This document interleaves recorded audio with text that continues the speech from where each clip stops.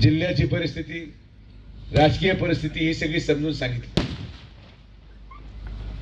आजचं हे राजकारण, आजचं हे वातावरण जेवढं पारनेर तालुक्यामध्ये पाहायला मिळतं, ज्या पद्धतीचा उत्साह, ज्या पद्धतीचा सकारात्मक प्रतिसाद, ज्या पद्धतीचा पाठिंबा पारनेरकर या ठिकाणी मला या लोकसभेला जाण्यापूर्वी देत आहेत, मी प्रत्येक तालुक्यामध्ये जाऊन सभा घेऊन सांगतो, प्रत्येक गावामध्ये, प्रत्येक तालुक्यामध्ये, प्रत्येक सभेमध्ये सांगतो की येत्या 4 जूनला जेव्हा अहिल्यानगरचा लोकसभेचा निकाल लागेल, त्या दिवशी भारतीय जनता पार्टीच्या खासदाराला सगळ्यात मोठं मताधिक्य हे पारनेर तालुक्यामध्ये मिळणार आहे। आता काहीतरी सोशल मीडियामध्ये मी आल्यापूर्वी काहीतरी सर्वे दाखवत होते, कोण पुढे आणि कोण पाठीमागे। इथं बसलेल्या किती लोकांना विचारलं येऊन कोण खासदार होणार आहे? इथं कमीत कमी 2,500-3 हजार लोक असतील। कालपासून आजपर्यंत मागच्या 1 आठवड्यामध्ये मी जवळपास 1 लाख लोकांमध्ये गेलो असेल। कोणाला विचारलंय खासदार कोण होणार आहे? कोणालाच नाही। 12 वर बसलेले त्या लोक जे ग्रामपंचायत मध्ये 5 मतं घेऊन पडलेले आहेत, काहीच कळत नाही। हे लोक विश्लेषण करतात। माझा सर्वे हा गोरगरीब जनतेमध्ये असतो आणि माझ्या जनतेने ठरवलंय की निवडून कोण येणार। हे इथं एवढी मोठी जनसमुदाय उपस्थित आहे। माझी सगळ्यांना विनंती आहे, व्हॉट्सअप, सोशल मीडिया हे सगळं बंद करा ना। सोशल मीडियामध्ये एकदा पारनेर तालुका फसला, सगळ्यांची हाऊस झाली, डिपॉझिटची रक्कम भरणाऱ्याची हाऊस झाली, दादा तेच आले तिथं, हातावर टॅटू करणाऱ्यावाल्याची हाऊस झाली, आपल्या घरातल्या माता भगिनींचे दागिने गहाण ठेवून वर्गणी देणाऱ्यांची हाऊस झाली। आता कोण राहिलं?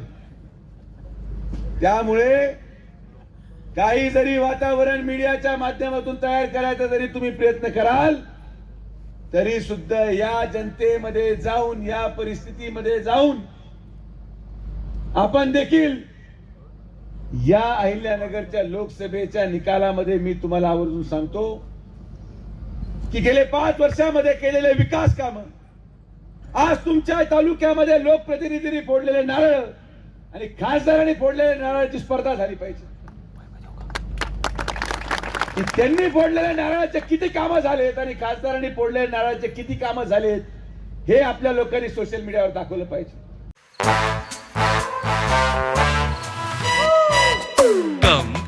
Come, my love, please don't say no, baby. Come, my love. V-Guard के air coolers extra large cooling pads के साथ जो अच्छों को ठंडा करे। V-Guard air coolers, long lasting cooling. राजकारणामध्ये शोकांतिका पहा किती वाईट आहे। मला प्रत्येक जण येऊन भेटतो, प्रत्येक जण येऊन मेसेज टाकतो, आपण सोशल मीडियामध्ये कमी पडतो, आपण सोशल मीडियामध्ये कमी पडतो। मी जरा वेगळा माणूस आहे। बऱ्याचशा गोष्टी राजकारणामध्ये, जरी मी राजकारणामध्ये आज खासदार असलो, काही गोष्टी माझ्या मनाला परवानगी दिलीच जात नाही। विखे पाटील हॉस्पिटलमध्ये मला तुम्हाला सोपा प्रश्न विचारायचा, विखे पाटील हॉस्पिटलमध्ये माझ्या समोर, माझ्या आयसीयू मध्ये एक 20 वर्षाचा तरुण ऑक्सिजन अभावी तडफडतोय, त्याला श्वास घेता येत नाहीये। 70 वर्षाचा एक नागरिक ऑक्सिजन अभावी, त्याला श्वास घेता येत नाहीये। मी त्याचे प्राण वाचवताना माझ्या माणसाला सांगायचं का माझा व्हिडिओ काढ म्हणून? नाही, लोक मरतायत, इंजेक्शन मिळत नाही। 80,000 रुपयाला रॅमडेसिविर होतं, विमानाने आणून 400 रुपयाला वाटलं। मी माझ्या लोकांना सांगायचं की याचे जीव वाचवले, माझा व्हिडिओ काढ म्हणून। मला माझे कार्यकर्ते पकडतात आणि एखाद्या गरीब व्यक्ती शेजारी बसवतात, एखादा ज्येष्ठ नागरिक असेल, एखादा आजोबा असेल, एखादी आजी असेल, म्हटलं काय करतोय तू? तो म्हणला नाही, खासदार साहेबांच्या शेजारी बसा, आजी त्याच्या डोक्यावर हात ठेवा, आपल्याला व्हिडिओ काढायचा आहे आणि सोशल मीडियावर टाकायचा आहे। अरे एखाद्या गरीब माणसाच्या भावनेशी खेळून मला मतदान नको। मी या राजकारणामध्ये या लोकसभेमध्ये विकास करून मतदान मागायला आलोय. मला मतदान टाकायचंय तर माझ्या केलेल्या विकासावर टाका. सहानुभूती मला खोटी मिळवायची नाही. मी गरिबांच्या मनाशी खेळू शकत नाही. हा माझा स्वभाव नाही आणि हे मी मुळीच करणार नाही. हे तुमच्या तालुक्यालाही सांगतो, आपल्या सगळ्या साथींना सांगतो की मला डुप्लिकेट व्हिडिओ काढायचे नाही. शेवटी परमेश्वर परमात्मा वरती बसलेला आहे. शेवट तो ठरवणार की विजय कोण होणार. आणि ही निवडणूक मलाही पाहिजे की विजय कोणाचा होतो. सुसंस्कृतपणाचा, सुशिक्षितपणाचा, समृद्धीचा, विकासाचा का सोशल मीडियाचा. ही निवडणूक हे महाराष्ट्रही पाहिल आणि येत्या 4 जूनला हा निकाल सिद्ध करेल की विकासापुढे काहीच नसतं. जनतेला विकास पाहिजे, जनतेला कामं पाहिजेत आणि कामाच्या जोरावरच त्या ठिकाणी निकाल लागणार आहे.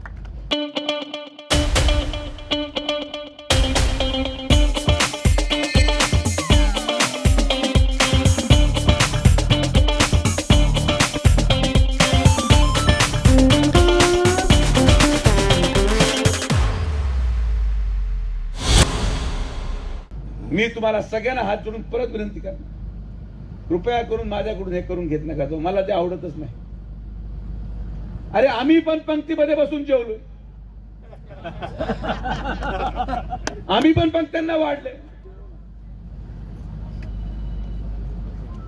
तिथं याच पक्षाचे कर्जत जामखेडचे आमदार काय सोशल मीडिया व्हिडिओ टाकतात केस कापताना नाव्याकडे. अरे 40 वर्ष मी केस कापले तर व्हिडिओ काढण्यासाठी काय. आमचे केस कोण कापू राहिलं मग. आमच्या बायकोला मी ट्रेनिंग दिली की बाई तू घे का ट्रेन का. जावं तर नाव्याकडेच लागतंय. अरे मी किती वेळ डब्बा गाडीत खाल्लाय. मला नव्हतं माहिती की मग गाडीत जेवताना पण व्हिडिओ काढावा लागतो. गाडीत बसतोय, जेवताना व्हिडिओ, झोपताना व्हिडिओ, उठताना व्हिडिओ. दादा ते सोंगड्या काय चाललंय राजा, काय राजकारण.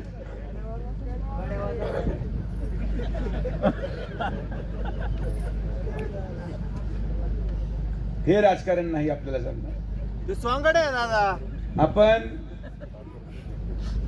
एका चारित्र्य संपन्न आणि सुसंस्कृत परिवारामध्ये जन्म घेतलेला एक मी मुलगा आहे, ज्याच्या परिवाराने 50 वर्ष त्याग करून या जिल्ह्याच्या उज्ज्वल भविष्यासाठी काम केलं. आणि अशा कुटुंबाला लागलेला वारसा मी कलंकित करू शकत नाही. हा माझा स्वभाव नाही.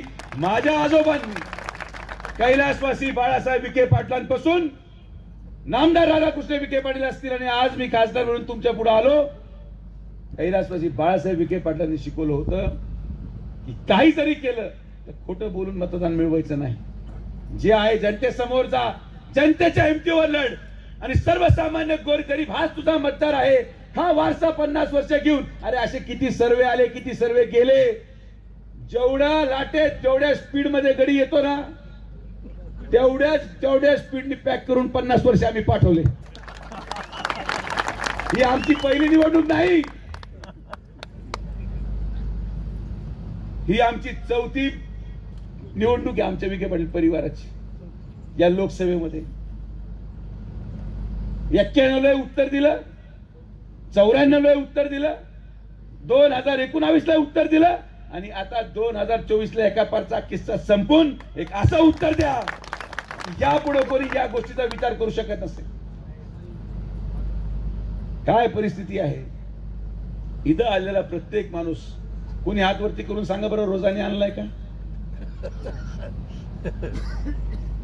ज्या सभेमध्ये प्रेमाने लोक येतात, ज्या सभेमध्ये आपुलकीने लोक येतात, ज्या सभेमध्ये तळमळीने अंतर्मनातून लोक येतात, त्या उमेदवाराचा विजय निश्चित असतो. भाड्याने आणलेले लोक कधी मतदान टाकत नाही. आपल्याला ती गरज नाही. आमचे व्हिडिओ दाखवतायत, आम्ही पण दाखवणार. वर्गणीचे व्हिडिओ आम्ही पण दाखवणार. आज तर एक नवी स्टोरी पकडमध्ये आली, 100 रुपयाची पिक्चर रिलीज होगी कसं खाली बसलेल्या माणसाला पैसे देऊन सांगितलं की स्टेजवरून मला देतो माणूस कसा जाऊन म्हणजे देताना पण फोटो आहे आणि घेताना पण फोटो. पिक्चर तर पूर्ण पाहणार आणि पिक्चर या जिल्ह्याच्या जनतेला पण पूर्ण दाखवणार. तुम्ही कुठं लागलेत कामाला हे आम्हाला माहित नाही. त्यामुळे काळजी करू नका. हे सोशल मीडिया, हे सी न्यूज आणि कोणचा वटर आणि कोणचा एक्झिट पोल असे अनेक आयुष्य आले आणि गेले. हे कोणाला विचारलं देवालाच माहिती.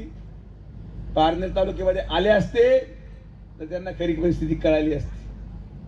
काय परिस्थिती आहे लोकप्रतिनिधीची की त्या परिसरामध्ये जिथं त्या लोकांनी निवडून दिलं त्या सभेमध्ये त्यांना सांगावं लागतं अरे बाबा जाऊ नका बसा.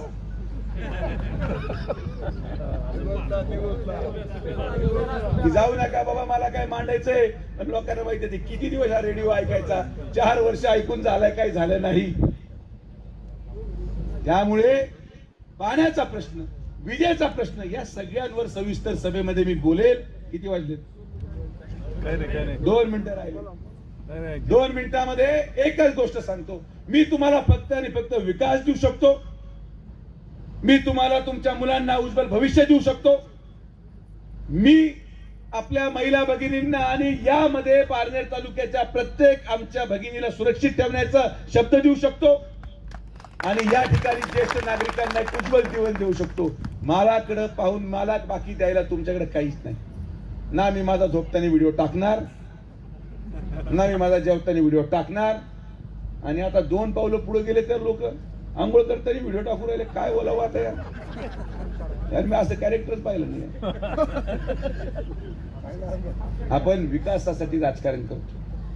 एक तरी विकासाचा मुद्दा मागच्या 15 दिवसामध्ये भाषणामध्ये उमेदवारांनी मांडला. पारनेरमध्ये मांडू शकत नाही. पारनेरमध्ये तो विकासाचा मुद्दा मांडू शकत नाही. आणि म्हणून हे 4 जूनला हे सगळे चित्र उघडवणार. मी सगळ्यांना सांगितलं बाकीच्या तालुक्यांमध्ये फार माझ्या शब्दावर भरोसा करू नका. आपल्या पाहुण्यांना पारनेरमध्ये फोन लावा आणि विचारा काय करायचंय. तुम्हाला तुमच्या पाहुण्यांचे फोन येतील. प्रत्येक तालुक्यामधून येतील, प्रत्येक गावामधून येतील. त्यांना योग्य तो सल्ला द्या. नाहीतर जे तुमच्या डोळ्यामध्ये 5.5 वर्ष अश्रू वाहिले ते त्यांना फक्त रडायला लावू नका. झालं सबस्टेशन झालं, सगळं झालं. क वर्ग ब वर्ग 50 कोटी 100 कोटी सगळं झालं राव. हे एवढे गडी एवढे बोलले माझ्या अगोदर काही सांगितलं नाही का तुम्ही? हे बाबा हे सगळं जे सांगितलं सगळं खरं आहे. यांच्या सगळ्या केलेल्या भाषणाचा माझा अनुभव आहे. हे सगळे सत्य मांडलंय, वास्तविकता मांडली आणि या वास्तविकतेला धरून आपण जनसामान्यामध्ये जा. तुम्ही अजिबात आता असू नका. माझ्याकडे पाहून पहा मला काय वाटतं तुम्हाला पाहून कुठल्या वोटरचा परिणाम कोणा पोल कसला पोल आणि कसला पोल काय होत नाही. निवडणूक फक्त उमेदवार सांगू शकतो. जनमानसाच्या चेहऱ्यावर आपल्याकडे पाहिल्यावर आपला निकाल असतो. सर्वसामान्य माणसाच्या चेहऱ्यावर ज्या दिवशी उमेदवार गर्दीमध्ये जातो आणि उमेदवाराकडे पाहून एखादा ज्येष्ठ नागरिक, एखादी माता भगिनी पाहून तुमच्याकडे हसते, तुमच्याकडे एका विश्वासाने पाहते, त्या दिवशी कळायचं की तुमचा निकाल योग्य दिसते लागणार आहे. हे कोणी ओळखू शकत नाही. हे फक्त आमचा डीएनए आहे. 50 वर्ष आम्ही आमचा निकाल जनतेमध्ये जाऊन घेतलाय. कुठले एक्झिट पोल या जिल्ह्याचा खासदार ठरवणार नाही. हा फक्त एक मोठा फुगा आहे. आणि हा फुगा जसं तुम्ही म्हणतात एखाद्या दुकानामध्ये गेले गोडे दादा आणि एक फुगा विकत घ्या, किती मोठा घ्या आणि त्याच्यामध्ये हवा भरा आणि घरी ठेवा. किती दिवस हवा टिकते? मला तर फोडायचा होता पण फोडायच्या अगोदर पूर्ण टाइम झालाय. लगेच आचारसंहिता भंगाचा गुन्हा दाखल. लगेच आज तुमच्याकडे घडी पत्र प्रिंटेड आहे. लगेच तर म्हणजे ग्रामपंचायत मध्ये पडले तरी नाही सुधारले. तर त्यामुळे आपण वेळ झाल्यावर अनेक एवढ्या मोठ्या संख्येने अनेक मुद्दे मांडायचे होते. पण सुसंस्कृत पारनेर, सुशिक्षित पारनेर, समृद्ध पारनेर यासाठी भारतीय जनता पार्टी सुजय विखेला मतदान टाकतो. हे सगळ्या गोष्टी तुम्हाला देईल हा शब्द आज या कार्यक्रमाच्या निमित्ताने तुम्हाला सगळ्यांना देतो. जवळमधून आलेले आमचे सर्व परिवार, हे सगळं आमचं कुटुंब आहे. चालके असतील सर्वच, या सगळ्यांचे मी मनापासून आभार व्यक्त करतो. आपण सगळेजण आलात, सगळ्यांचे मनापासून आभार.